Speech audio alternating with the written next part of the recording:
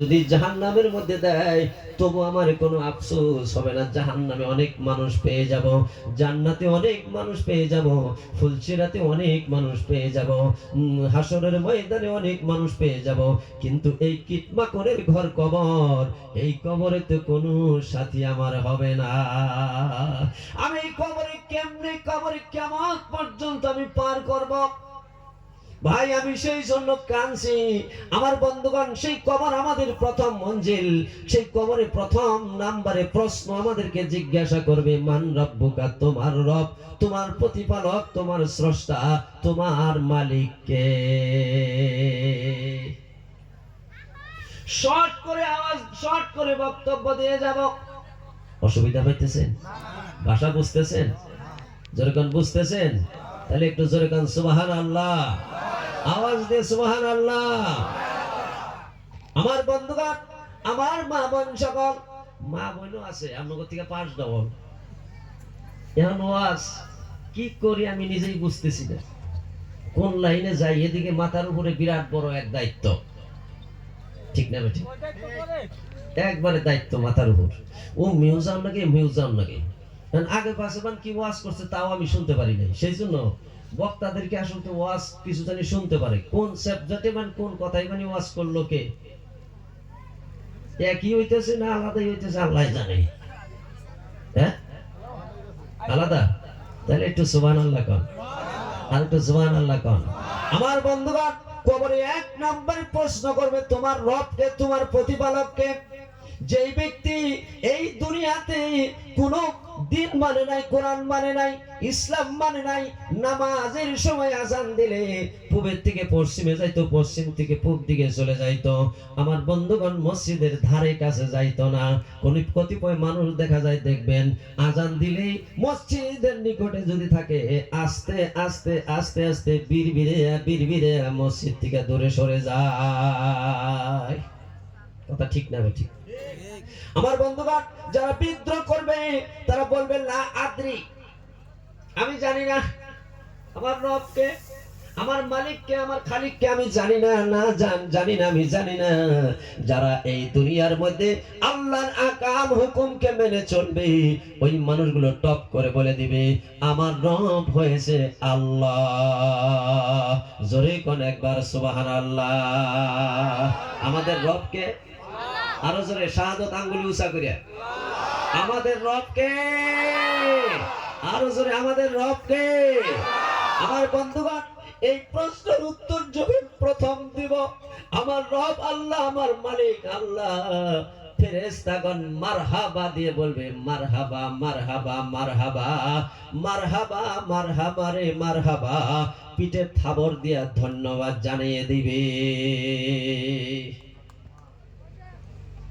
আমার বন্ধুগণ, আমরা সেই আল্লাহকে মানার মতো কাজ করলাম কিনা নাই? কোন পথে চললাম, কোন রাস্তায় আমরা অতিবাহিত করলাম? 60 বছর 70 বছরের জীবন পার হয়ে গেল, কি করলাম, কেমনে দিন কাটাইলাম বন্ধু? খাইলাম, শুইলাম, ঘুম পারলাম, আর পিছনের ঘরের ছোট্ট একটি ঘরের ট্যাঙ্কিটা লোড করলাম। এই তো আমাদের কাজ হলো। আমরা মুসলমান হিসাবে আমাদের ইমানটাকে মজবুত করতে পারলাম কিনা নাই? ওয়ালা তাহিনু ওয়ালা তাহজানু ওয়া আনতুমুল আলাউনা। আল্লাহ বললেন, তোমাকে সবথেকে উচ্চ আসনে রাখা হবে। আমার বন্ধুগণ, উচ্চ আসন এই দুনিয়ায় কোনো মন্ত্রী আপনাকে বানিয়ে দিবে না, এই দুনিয়া আপনাকে রাজা বানিয়ে দিবে না, বাদশা বানিয়ে দিবে না। আমার আল্লাহ রব্বুল ইজ্জত জালাল কাল কিয়ামতের দিন যারা ঈমানওয়ালা হবে, কবরে আল্লাহকে আল্লাহ হিসেবে পরিচয় দিতে পারবে। আমার আল্লাহ নবী মুহাম্মদুর রাসূলুল্লাহ সাল্লাল্লাহু আলাইহি ওয়াসাল্লাম সেই মানুষগুলোকে বেছে বেছে টেনে টেনে ধরে ধরে নিয়ে, হাত ধরে ধরে নিয়ে আল্লাহর আরশে আজিমের ছায়াতলে বসিয়ে দিবে। আমার আল্লাহ আরশে আজিমের ছায়াতলে যে সকল মানুষ স্থান পাবে, আমার আল্লাহ 500 বছর তেনার কুদরতি হাত দিয়া খানা তুইলা খাওয়ায়া মেহমানদারি করবে। এনো সুবহানাল্লাহ শব্দ নাই? সুবহানাল্লাহ। আল্লাহর হাতের খানা খাওয়ার আশা আছে না নাই? আরো জোরে কও। আমার বন্ধুগণ, এবার বলো, আমি কিন্তু বক্তব্য একটু রেখে তারপরে চলে আসছি। আবার সেই জায়গায় একটু ফিরে যাব। আমার বন্ধুগণ, এবার বলো, যেই সকল মানুষের মুখটা পবিত্র নাই, ওই অপবিত্র মুখের মধ্যে আমার আল্লাহর পবিত্র হাত যাবে নাকি? যেই মানুষগুলো মদ খায়, মদ খাওয়া মানুষের মুখে আল্লাহর হাত যাবে নাকি? কথা কন। যেই মানুষগুলো সুদ খায়, সুদ খাওয়া মানুষের মুখে আমার আল্লাহর হাত যাবে নাকি? যেই মানুষগুলো ঘুষ খায়, ঘুষ খাওয়া মানুষের মুখে আল্লাহর হাত যাবে নাকি? যেই মানুষগুলো মিথ্যা কথা বলে, সেই মানুষগুলোর মুখে আমার আল্লাহর হাত যাবে নাকি? আল্লাহ পাকের হাত পবিত্র নয় অপবিত্র? কথা কন। পবিত্র নয় অপবিত্র? আমার বন্ধুগণ, পবিত্র হাত, কুদরতি হাত কোন অপবিত্র জায়গার মধ্যে যাবে না। সেই জন্য আমার আপনার হাত আর মুখটা, আমার আপনার মুখটা পবিত্র করা লাগবে। আজ থেকে মদ, গাঁজা, হিরোইন, ড্রাগস, যত রাগিয়াল বস্তু আছে আমার বন্ধু, জীবনে একেবারে আজকের এই মাহফিলের মধ্যে বসে বসে তওবা করতে হবে। জীবনে আর এইগুলোর মধ্যে যাব জোরে বল, যাব জীবনে কোনোদিনও যাব না। জোরে বলি ইনশাআল্লাহ। নারায়ে তাকবীর। আমার বন্ধুগণ, সময় একেবারে কম, সেই জন্য আমি সালকানি দিয়ে যাচ্ছি, মাত্র মনে করাই দিচ্ছি যে আমাদের এই কাজগুলো খারাপ কাজ। আমরা আল্লাহর বান্দা, আল্লাহ আমাদেরকে সৃষ্টি করেছেন। জোরে কোন ঠিক না বেটি? আল্লাহ সৃষ্টি করছে না কে সৃষ্টি করছে? আমাদের মালিককে। আরো জোরে। কেউ যেটা পারে না সেটা পারে কে? কেউ যেটা দেয় না সেটা দেয় কে? কেউ যেটা শোনে না সেটা শুনে কে? কেউ যেটা দেখে না সেটা দেখে কে?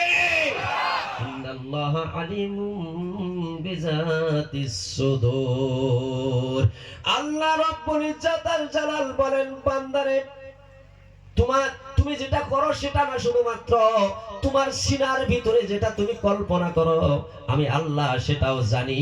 জোরে কও না একবার সুবহানাল্লাহ। অন্য জায়গার মধ্যে আল্লাহ রাব্বুল ইজ্জাত আল জালাল বলেন, ওয়া ইয়ালামু মা ফিল বাররি ওয়াল বাহর ওয়া মা তাসকুতু মিন ওয়ারাকাতিন ইল্লা ইয়ালামুহা ওয়া ইয়ালামু মা ফিল বাররি ওয়াল বাহর।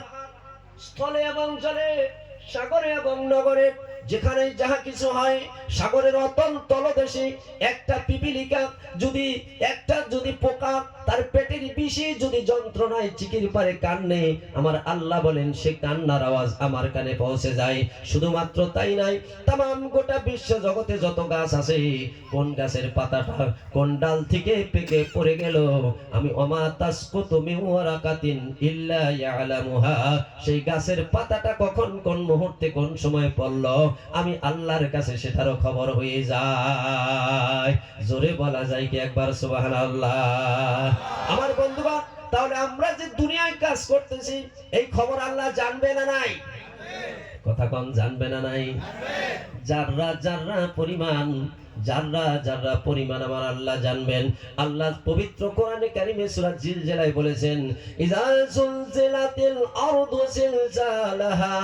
এই সূরার শেষের দিকে বলেছেন, মিসকালা যাররাতিন খায়রান ইয়ারা ওয়া মান ইয়ামাল মিসকালা যাররাতিন শাররান ইয়ারা।